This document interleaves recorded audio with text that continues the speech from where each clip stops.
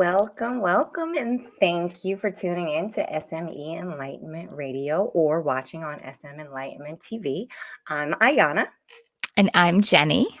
and we are two healthy chicks.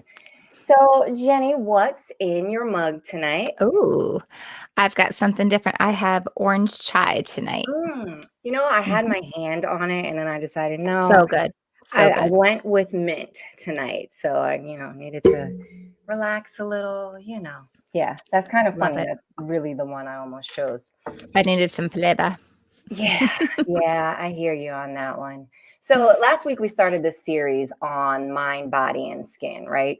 And Mhm. we dove into the mind, so to speak. Yeah, I mean, we had a great discussion, didn't we, last week? I mean, it was a great kickoff to this series of the mind, body, skin, and we talked about how powerful that the mind is to our health. And I think it's something that is often overlooked, right? We don't think about how powerful that is of what we put into our minds and how it affects our bodies, our overall health, how and the time that we're consuming it as well. Yeah, we actually had a couple of guests that helped us explore the mind and like the effects on of the environment Mhm. on how we feel, like our mood. So it was a really nice discussion, and I think it was a great way to segue into the body. And we also have a guest tonight that will journey with us as we dive into the body piece of the puzzle. Yeah, that's definitely I'm excited. I'm excited to get into our topic tonight because, like we just said, the mind, body, skin. So we talked about mind last week. This week we're gonna talk about the body. And that we know that the mind, body, skin is all connected, right? It's a symbiotic relationship, meaning everything is connected to one another. It affects one another.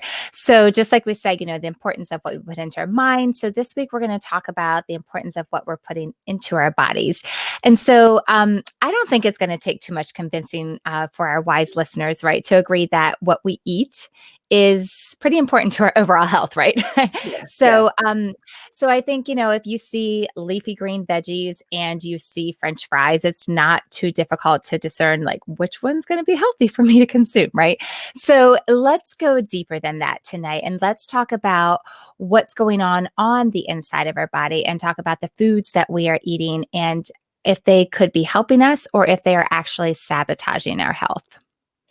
Yeah, and I think just speaking of the body, it's kind of interesting. I had a conversation a couple of days ago actually about how in my later 20s and early 30s, you think that you're making the healthier choices because you're choosing the obvious things, Mm. let me have this salad instead of these French fries as a side, things like that. Mhm. But I'm excited about tonight because I think that we're going to dive so much deeper. And I know, like, over the last year, at least for me, my eyes are wide open. It's like, okay, Yeah. ingredient label, Oh, what's going yes. on? Yeah, Mhm. so it's interesting that you brought that up because I literally just had that conversation. And that's the perfect segue to speaking of our guests. So before we Yes. actually dive into the body, now is the perfect time to introduce her. We actually went to high school together. Shout out Brooklyn Tech, class of 96. Yep, Yeah. just gave away our age. So, it is what it Yes, is. we did. She too is originally from Brooklyn, New York. Just, another shout. But now she lives in Beaufort, Georgia, and she's been there for 14 years. She has 3 children, and she really has a deep understanding of nutrition, including like how to stabilize blood sugar, manage cravings, and even how to fuel for marathon training. That was Ooh. intriguing to me. Yes. So I'll let her tell you about her journey to healthy living, but let's welcome Nikiva Brown. Welcome. Thank you. Thank you so much for Nikiva. having me as a guest tonight. Um, Yes.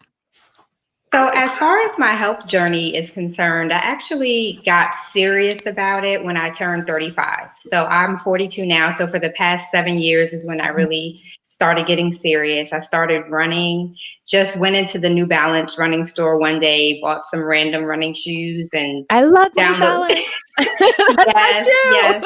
That's I run awesome. in those and a couple of other brands, but I was a newbie. I went in there cold, bought these shoes, and downloaded the C to 5K app, which is Couch to 5K.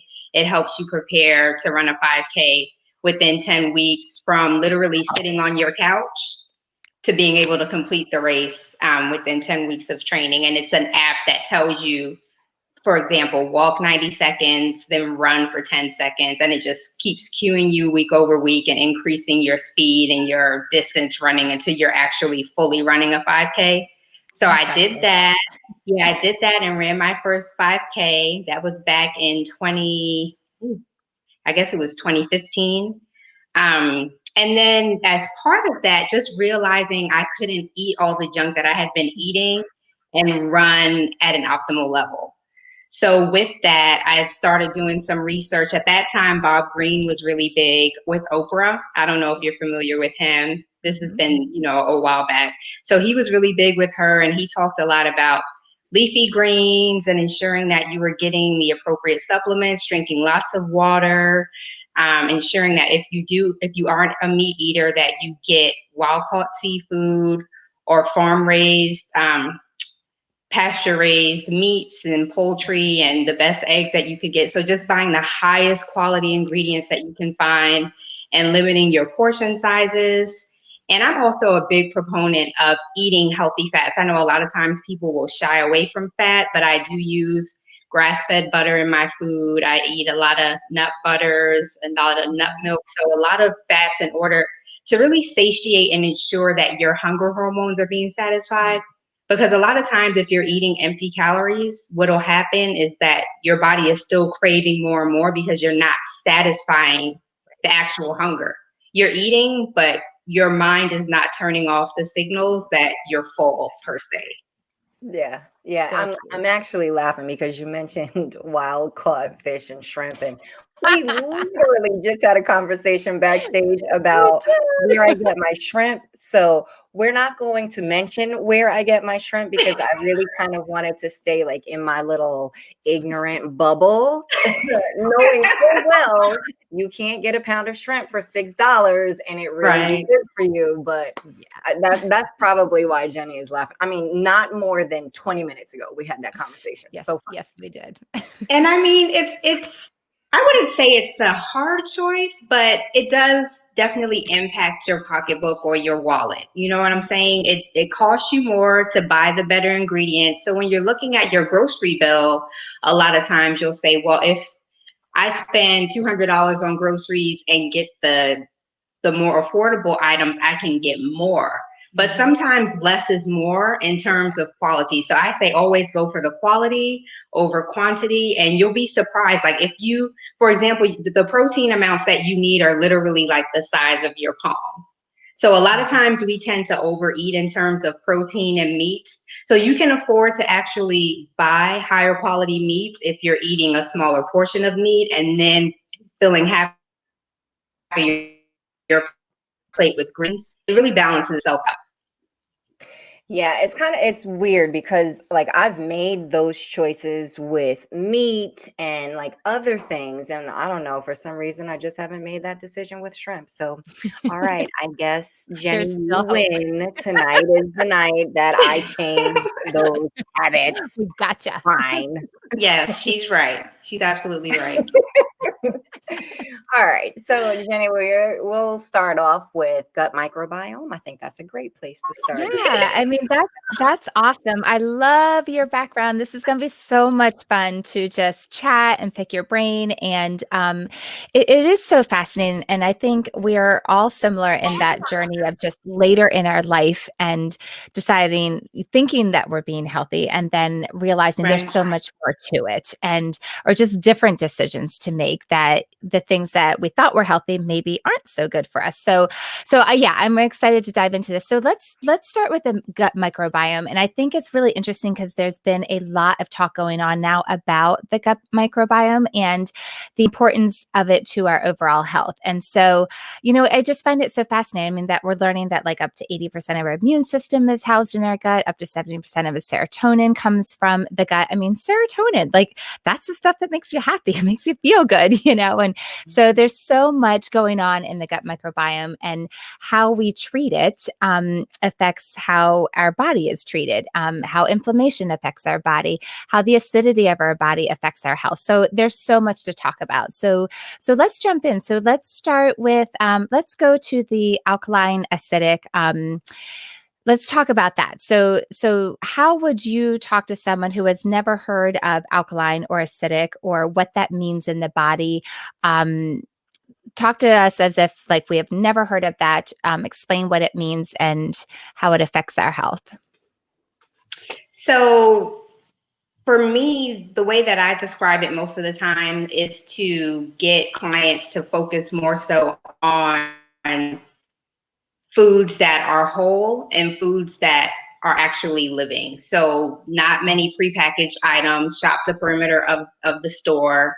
Ensure that you're getting lots of fruits and vegetables, mainly green leafy vegetables. I'm not a huge proponent of a lot of fruit. The fruit that I do promote most of the time would be berries and sometimes apples. If you're really active, a half a banana here and there, because a banana can really spike your blood sugar. And if you're not active, you're not going to really burn that off as efficiently as someone who's active. Lots of water, a lot of seeds and nuts. Depending on what sort of reaction your body has had in the past, I recommend some beans. It really just depends. Beans can inflame certain people's bodies, so you just have to play that one by ear. Typically, lentils are good for everyone. Like, I haven't really had many people have adverse reactions to lentils, and those are definitely powerhouses in terms of nutrients, iron, protein, fiber. Definitely recommend a lot of fiber so that your body is able to remove waste as quickly as possible. And it also helps you with your gut health, also helps you with your intestines, and ensuring that you don't develop things such as polyps in your colon, because you're able to move food out of your system really quickly. So speaking of the sugar in bananas, I think that's a good point regarding like blood sugar. And I know that you have a lot of information about that. Talk to us about blood sugar and like how to manage that. So in terms of blood sugar, what I recommend is that at each meal you try to have a green, a healthy fat, a protein, and fiber. So if you combine those four things together, you'll be able to definitely control your blood sugar. And also just monitoring it with the glucometer, because that's the best way to see how your body reacts to specific foods. Typically, a lot of times, if people eat a lot of carbs, we don't necessarily think of carbs as sugar, but what happens with those is that your muscles will, when you eat a carb, they'll either go into your muscles or into your liver and be stored there for use in the future. But once those two components are full, the excess carbs, if you don't burn them off, they end up turning into sugar, which turns into fat. So that's right. That's an important piece of information. Don't want that. Right, you don't want that. And so that's why a lot of times I do eat some grains, but I try to really eat a lot of carbs that are wrapped in green vegetables. So for example, broccoli, zucchini, things of that nature do have carbs, but they have a lot of fiber too. So the net carb from that item will be a lot lower than if you just eat grains themselves. So you mentioned glucometer. Can you tell us, what do you mean by that? So it's basically like, for example, my mom has diabetes, so she does have to measure her blood sugar at least daily, just to make sure that she's on track in terms of stabilizing her blood sugar and that it's not high. So those are just, you can buy those at your pharmacy. You can even order them off of Amazon Prime or wherever, and just prick your finger and take a baseline level early in the morning before you eat anything to kind of see where you are. And then as you eat, you can prick again throughout the day to see how different meals affect your blood sugar. So interesting. I have never thought of doing that. I mean, I see people who are diabetics do that, but that has never occurred to me what a simple way to check it. That's awesome. Yeah. And I love what you said about eating the four things together, because it is a package deal is the best way to keep ourselves stable. So, and keep that blood sugar stable. So I love that. That's awesome. So that kind of makes me think of allergenic foods. So let's talk a little bit about allergenic foods and how those affect the body. And it's interesting because an allergy, we talked a little bit about this when we introduced mind, body, skin. So let me just define what an allergy is a damaging immune response by the body to a substance, especially pollen, fur, a particular food or dust, to which it has become hypersensitive. So that is one definition from the Oxford Languages. And I want to read this other one because I think it's kind of interesting. It's an exaggerated or pathological immunological reaction, as by sneezing, difficult breathing, itching, or skin rashes, to substances, situations, or physical states that are without comparable effect on the average individual. So we are eating these foods. So we're talking about food, what's going into our bodies, and we're having overreactive reactions. And it's happening more and more. So it's just really interesting. I mean, I think all of us can agree that we know a lot of people that are like, oh, I have an allergy to this, I have an allergy to that, and it's happening more and more. So what have you seen as far as foods that are allergenic, or the effect on the body, or how that can be counteracted? So what I've noticed in particular is that, of course, we've seen the increase in allergic reactions and people getting their children tested for allergies, and you can do the prick testing to see if there's some sort of swelling that happens, or even the blood test. But what I've noticed is that a lot of times the allergies have to do with additives that are in certain foods as well. For example, with nuts, I had one client who was eating nuts that had a lot of additives in there. So, for example, if you buy specific brands of almonds, for example, they may have some maltodextrin in there or other additives to help with flavor enhancement, and a lot of corn and things of that nature. And so those are manufactured products. That's not an actual part of the nut itself. And a lot of times people will have adverse reactions to the additives and not necessarily the food itself. So it's just important to note that as well. I'm beginning to wonder if like there's some telepathy going on here, because again, another conversation that I just had and I've been having over the last 3 days. Actually, Sykes and I are kind of like in this tug of war about almond milk right now because of certain ingredients. So yeah, it's very interesting that you talk about the additives, because that would be the only thing that explains my daughter's reaction to milk specifically, and not other dairy products. Like no one has ever really been able to explain that. And I know like now, especially with so many reactions, there's like the term allergy and then food sensitivity, but literally by like trial and error, unfortunately, we learned this. One of my purses actually got the brunt of it, because maybe about 15 minutes after a chocolate milk, which I would never do. Of course, this was way back before I knew anything about sugars and all of that good stuff. But she had a chocolate milk and I didn't give it to her. I won't say who did, Grandma, but she had the chocolate milk. Shame for shame. You said it. And then like within 10 to 15 minutes, we were in the car and I just happened to turn around and I was talking to her and she just had this really weird shade on her face, and all of it came right back up into my purse. And yeah, it was fun times. I didn't know that she had the chocolate milk, but when I looked in my purse, I knew she had chocolate milk. So there's that. So yes, the additives, I feel you on that. And like I said, ever since then we've done almond milk, and typically like we were kind of transitioning to almond milk at that time also, but now I'm learning more and more about certain things that are in certain brands of almond milks. And I know a lot of stabilizers. So so I think I might switch to making my own. Sykes is really right, and it's pretty easy to do. It's pretty easy to do. You just soak the almonds you can do it for a couple of hours or overnight, And then you just put them in, you need a pretty high power blender in order to process it well. So you would put them in there with some additional water. Some people add flavors to it, like vanilla extract, whatever kind of flavor, and like cinnamon. Some people may throw a date in there for some extra flavor. And then you just blend it up. Some of the more powerful blenders, you don't even have to strain it with a cheesecloth, but some of them you do. And it's really good. Like, you will taste the difference in your homemade nut milks versus what you buy in the store. Yeah, Definitely. he's not gonna go for it, I'm sure, but he will eventually. Love this. That's awesome. And and it just makes me think with your story about Aaliyah, like that was a very obvious reaction that she had. But I think oftentimes too, we are having reactions to things and we don't even realize it. And so, thinking of this, but also with inflammation, inflammation causes all kinds of issues and all kinds of things are causing inflammation in our body. And I think so typically we're just like, oh, I don't have a problem with that. Oh, that doesn't bother me. Oh, milk doesn't bother me.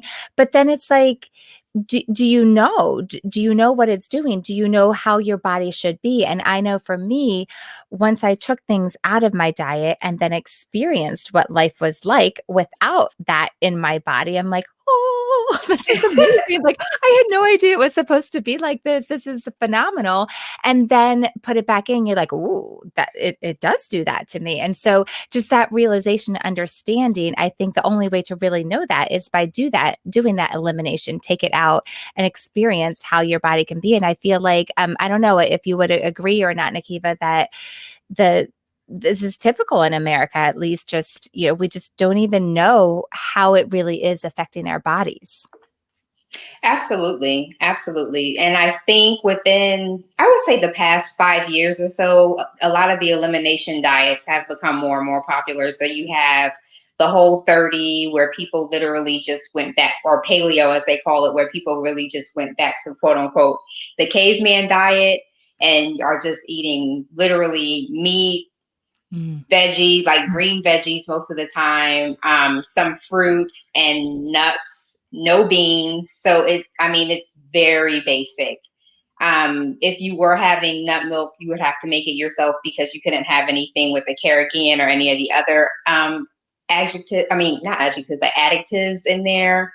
And then if you were having bacon or any sort of cured meats, no nitrates or nitrites. So very basic, just to see how your body would do with the basic foods. And then what people would do is go back in and start adding back in some other things, right, and waiting like a week or two to see how their body would react. And then that way they would know, oh, I need to take that back out because my body doesn't like that.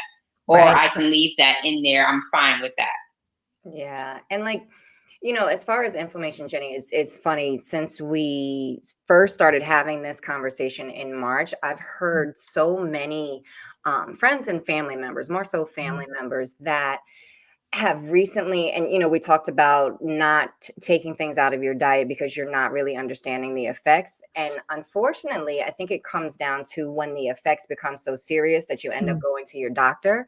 And then like family members, doctors are telling them that they have to change their diet to decrease the inflammation in their systems.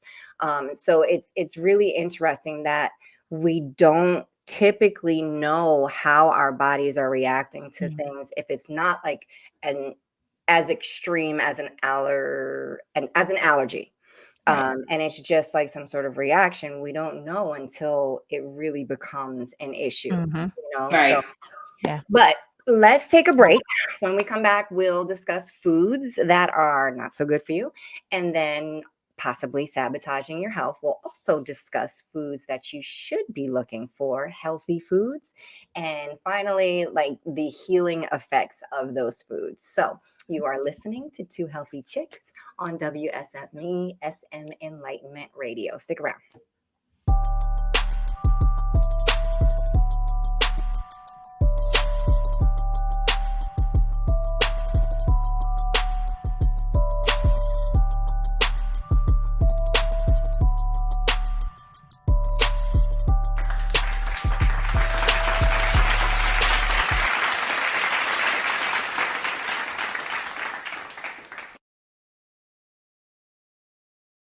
Welcome back. I'm Ayana.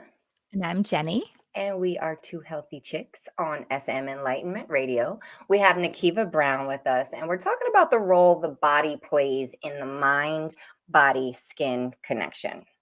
Yeah, so let's talk about bad foods, what their effect and or maybe bad foods isn't the best title, but the foods that may be sabotaging our health. And again, every body is different. Every body reacts to things differently.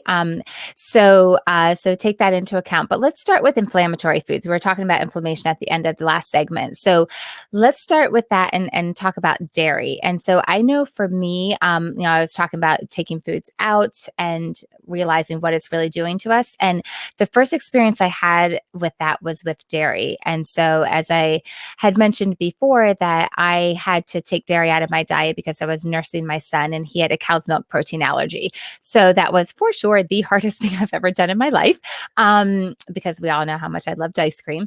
But it was so eye-opening for me. And that really was the start of this health journey for me, because it was the first time I've ever taken a food group out of my diet. And I experienced the impact of how I realized how it was affecting my body. And then when I put it back in, I saw like just the bloating and the pain and the cramps that it was causing my body. So I know for me, dairy is not good for my body. So I thought that was really fascinating.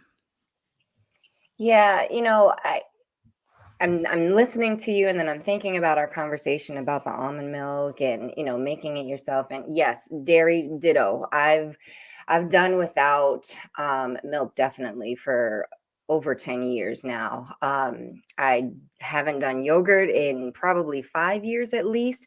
And that was just by force. So we talked about that last episode, right? Like my body was like, nope, you're all done. We're good here. No Mhm. more. But I will be honest. It frightens me slightly, the work, because we all have like a million and one things that we're doing, and I honestly cannot picture myself with cheesecloth and Right. almonds and cooking. And I'm gonna be real honest. The only reason why I'm even considering this is because I saw a machine where you can push a button. You throw some almonds in, you push a button, and it comes out. Right. If that will work, I'm all for it. I'm all for it. Just saying, I'm being real. I hear you. I mean, it definitely is labor intensive, much more labor intensive than just walking into the grocery store and grabbing a carton off of the refrigerator shelf. That's for sure. So, Yeah, definitely. I think another like really hot topic right now is gluten. And Jenny, you have a lot to say about gluten. Like I know that's a big deal for you. Yeah. And that was the second big thing that went out of my diet. We're just firing them off. And it's so interesting because I will say for like the typical American, I mean, we just hit the two big ones. Like, how do you make pizza? Gluten and dairy. It's like, right. how do you live life without gluten and dairy? And I remember when I did my first 30 days to healthy living, which takes away the foods that are acidic, addictive, allergenic, inflammatory, and gluten is one of them. And so I remember thinking, okay, I can do this for 30 days. But there were people that were giving us information and recipes and things. And I got the impression that they kind of did this a lot. And I'm like, how do you do that? It was shocking to me. It was incredulous. I'm like, how can anyone live without gluten? Like, I don't even understand. So it's definitely been a journey, but taking it out again, I realized like, ooh, this causes all kinds of issues in my body that I would have never known if I didn't take it out. And then learning that it has an effect, especially for autoimmune diseases, is really important to be able to take that out. Yeah, yep, agreed. And then the other ingredients. So actually, before we go there, just thinking of pizza, I will say that I do really enjoy, and Nikiva, you can chime in here and let me know if I'm going down the right path. I do enjoy pizzas that have like the dairy-free cheese, and I am selective. I make sure it doesn't have soy. There's no whey, so I'm Mhm. choosing I mean, it is still coming in a package. Like if you tell me that I have to go and make my own dairy-free cheese, this relationship is over. I haven't even made my own dairy-free cheese, so I wouldn't tell anybody that they have to do that. Okay. But I mean, there are some reputable brands out there that you can buy for sure. Okay. All right, cool.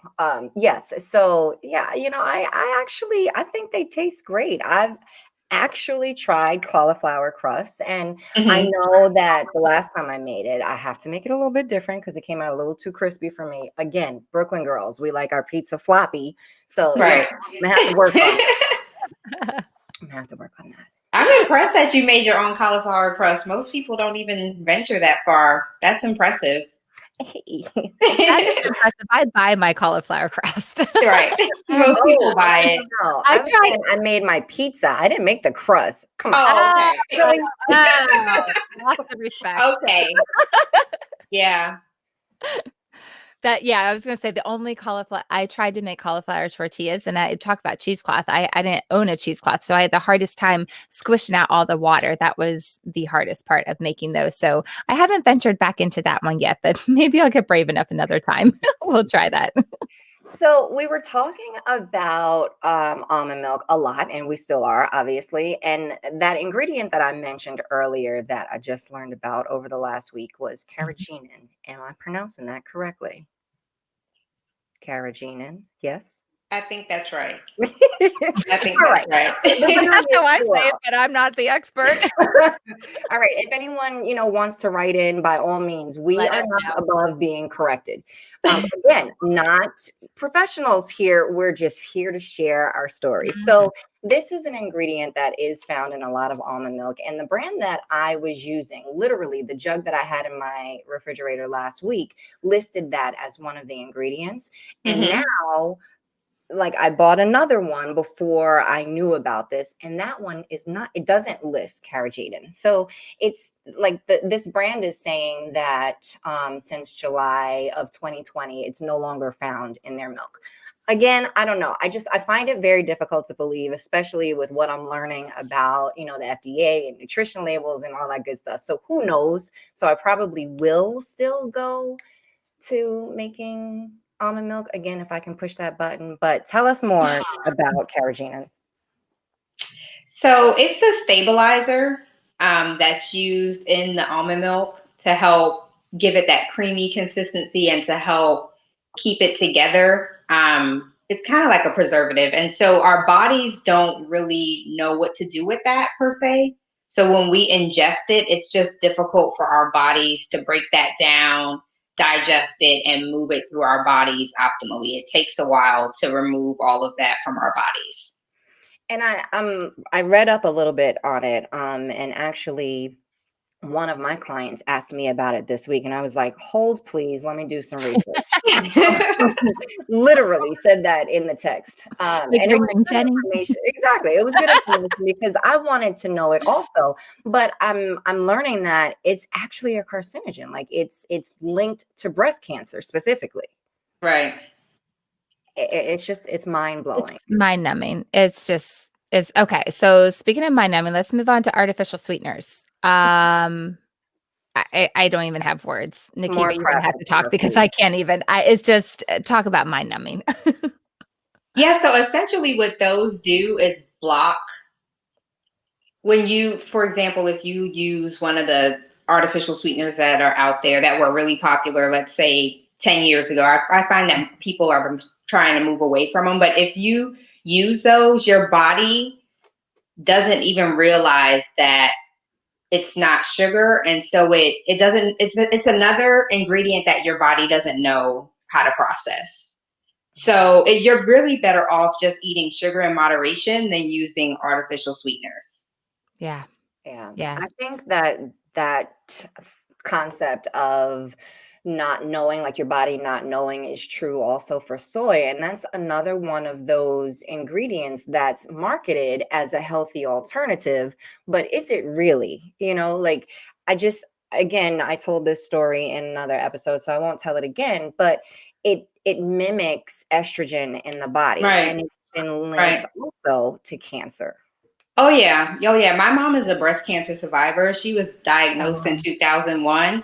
Yeah. And so she went to some of the best hospitals at the time. She was living in Brooklyn. So she had access to some of the best hospitals in New York City. And they told her specifically not to eat any soy products, no soy milk, edamame, tofu, or anything. And so now I find it very interesting that recently there was a study published, I think by the American Heart Association. Don't quote me on that though, but there was a study published recently that says that the soy products they don't have an adverse effect on increasing estrogen levels. But I'm thinking, I don't know. I don't know. I feel like a lot of times these studies, depending on who's funding the study in yes. particular, Ding, ding, ding. Yep. right, it'll get the green light in order to get the consumer en masse to go and purchase products. Yeah. There's a lot of marketing involved for sure with these. Agreed. And if there's question, why do it then? Right. There's enough question there. So yeah.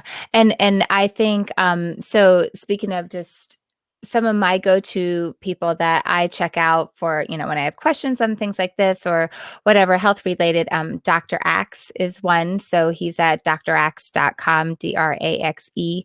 And then Dr. Mark Hyman. So he's at drhyman.com. So I think those are good resources that we're able to go to find out answers to some questions. I know there's a lot of things out there, but those are ones that I personally use. I really like them and their philosophy and their view of the body and natural healing, using food as healing. So, all right, so let's switch gears from the foods that we don't want so much of to let's talk about some good foods and some the healing effects that we can get from food. Let's talk about the happy things. So now that we're all thoroughly depressed, no pizza, yes.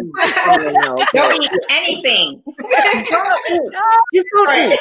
Drink water. How about that?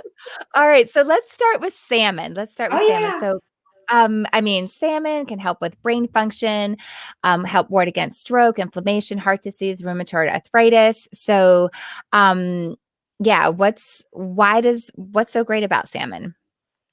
So salmon actually is a superfood. So it incorporates high amounts of selenium, and that's an essential mineral which you can't get outside of eating it in food. And so salmon has a high level of selenium. And it also has vitamin D, omega-3s, vitamins B, D, and A. So it's definitely a superfood that you want. You also get your essential fatty acids from it, a decent amount of protein as well. Typically, I opt for coho salmon just because it's not as strong of a flavor as the sockeye.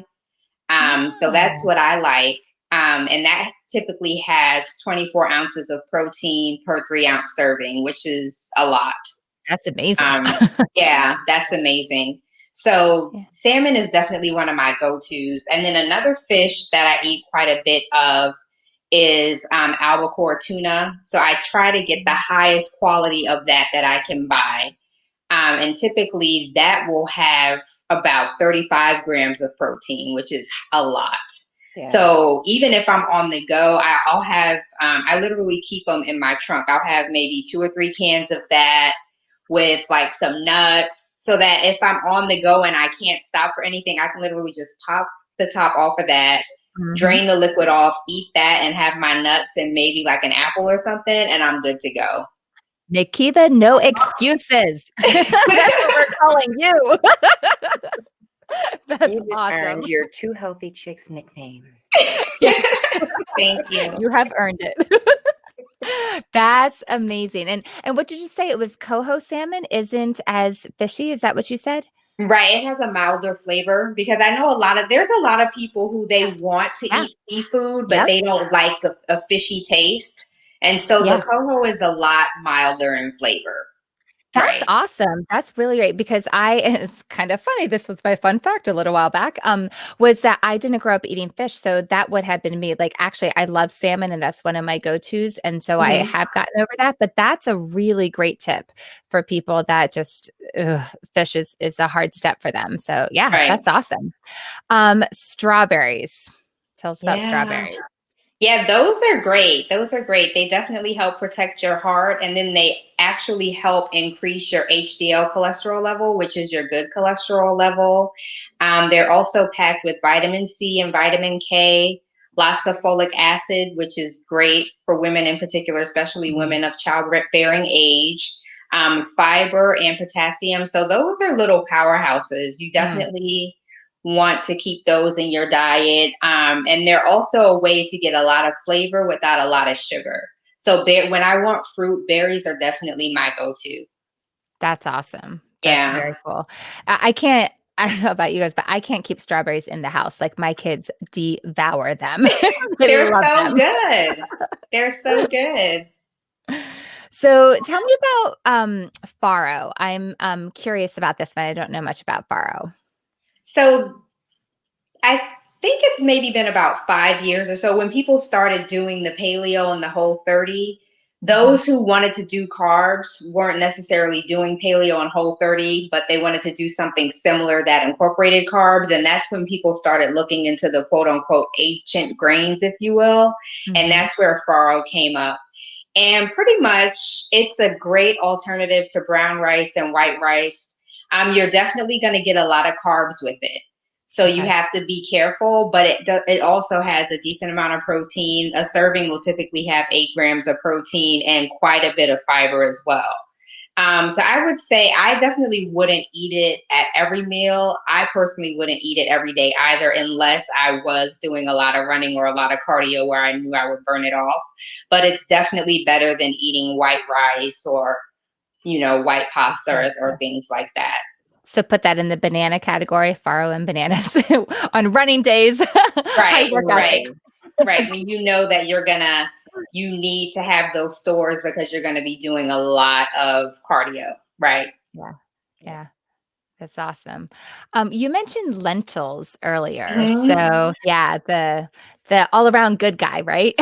Right. A lot of protein and a lot of fiber. So you can't beat that. A lot of people who I know are vegan or vegetarian, lentil is like their go-to ingredient. They'll make lentil loaf or they'll make lentil stews and a lot of different things using lentils and it also has not quite a meaty consistency, but it's definitely hearty so that you can incorporate it into veggie burgers and it'll kind of hold those together.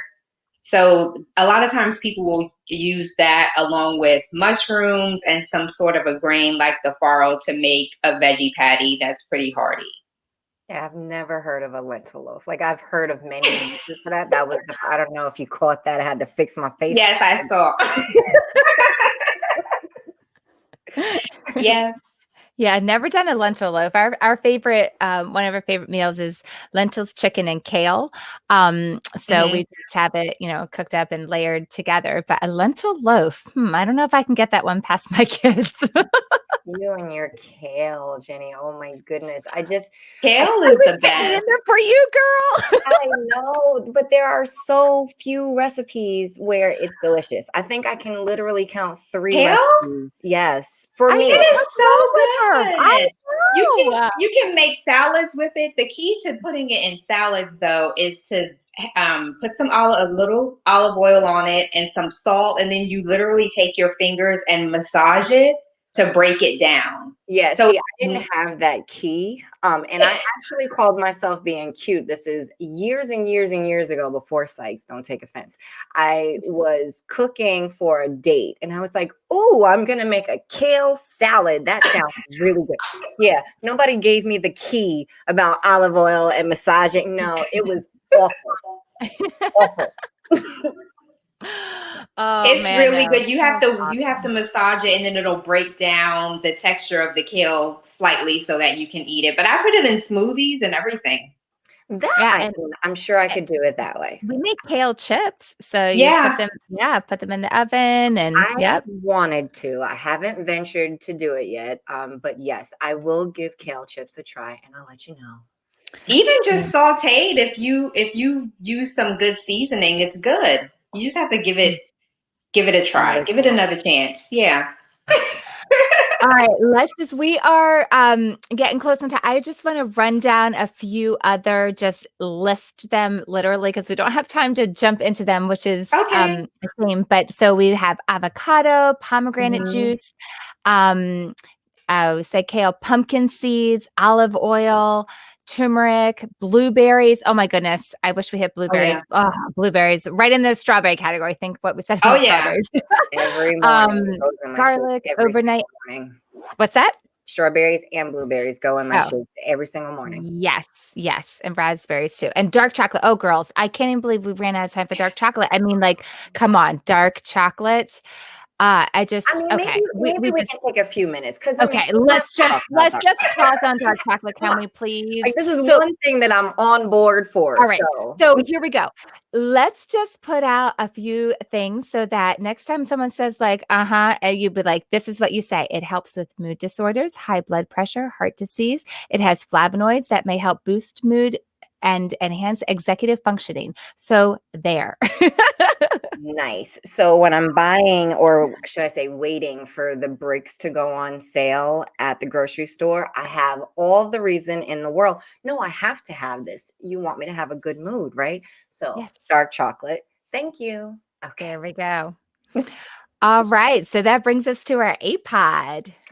All right, so our Arbonne product of the day is the Super Boost antioxidant shot, and it's very appropriate to Mhm. everything that we've discussed today. So, we were talking about protecting cells against oxidation, the importance of antioxidants to our bodies, and this one is really a good one. So, it's a little pouch of superfruit juices like blueberry, pomegranate, acai, along with vitamin C, zinc, and selenium, like almost half of what we were talking about today, All of it. is in this one little pouch. And it provides antioxidants to help protect cells from oxidative damage. And it's also a boost, like an energy boost. It has a Mhm. blend with green tea leaf extract, guarana seed extract, ginseng root extract. So it really delivers like that gentle boost of energy.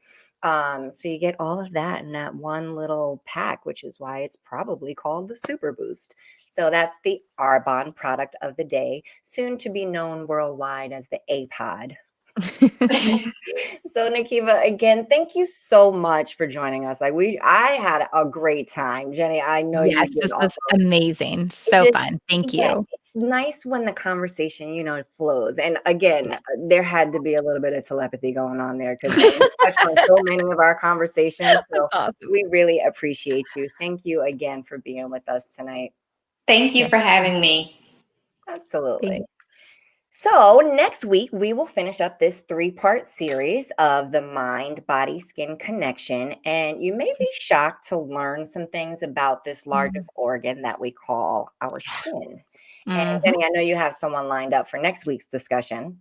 Yes, we have another great guest next week. Dr. Autumn is a chiropractor, and she has a lot to share on overall health and will obviously be zeroing in on the skin. And I think you will be surprised about what kind of an impact the things that you put on your skin can have, like the products you use, what kind of impact they can have on your nervous system, on the organs and the systems inside your body. So it's pretty fascinating. So definitely don't miss this one. Absolutely. All right. Random fact, Jenny. What is it? All right. So I have hiked Mount Washington, and I have to say, it just drives me crazy when I see the bumper stickers that say, "This car has climbed Mount Washington." I want to get a sticker for my body and say, "This body has climbed Mount Washington." Like, who You're like, no, cares what the car me, did? not the I car, did. I me. did it. Well, mine isn't quite as fascinating, but that is phenomenal. I did not know that. Yeah. Mine is simply that I am not ticklish, like, period. Wow. No. Really? Feet, arms, nothing, not ticklish at all. Are So, you human? some people have asked and wondered, but I'm pretty sure. Crazy. Those are our random facts of the day. Again, thank you so much for hanging with us. We hope that you enjoyed our conversation as much as we did. Hope you got some nice little tidbits. I'm Ayana. And I am Jenny, and we are Two Healthy Chicks. Thanks so much for listening to us on SM Enlightenment Radio. Have a great night. Bye.